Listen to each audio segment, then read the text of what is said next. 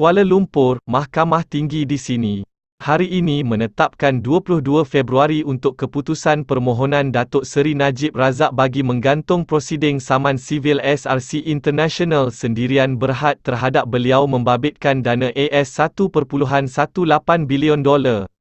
Hakim Datuk Ahmad Fairuz Zainul Abidin menetapkan tarikh selepas mendengar hujahan Peguam Harvinderjit Singh yang mewakili bekas Perdana Menteri itu dan Datuk DP Naban yang mewakili SRC. Subsidiari 1 Malaysia Development Berhad 1MDB. Saman itu berhubung dakwaan melakukan pecah amanah jenayah dan melanggar kewajipan statutori berhubung pinjaman RM4 bilion kumpulan wang persaraan diperbadankan KWAP kepada SRC. Dalam prosiding, Harvinderjit berhujah anak guamnya mahu saman itu digantung sehingga selesai sepenuhnya kes jenayah membabitkan RM42 juta dana SRC.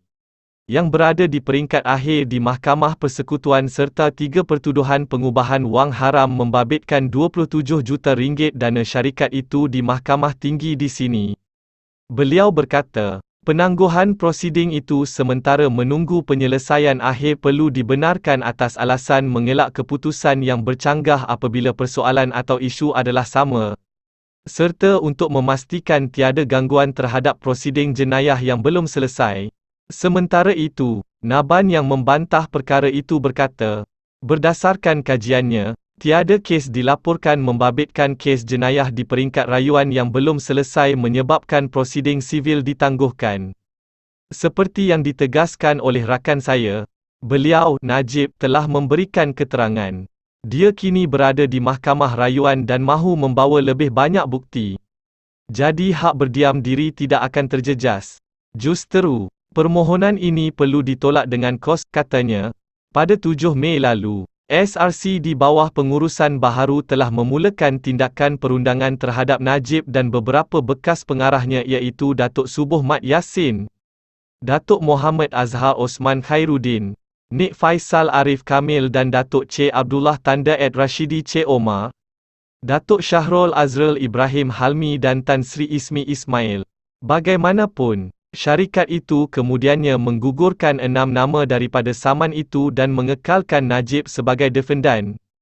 Dalam raid samannya, SRC mendakwa Najib telah menyalahgunakan kuasa dan memperoleh manfaat peribadi daripada dana SRC selain menyeleweng dana itu.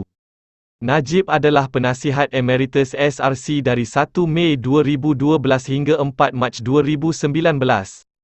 SRC yang kini dimiliki sepenuhnya oleh Menteri Kewangan diperbadankan MKD. Menuntut ganti rugi teladan, tambahan dan faedah, kos serta relief lain yang difikirkan sesuai oleh mahkamah.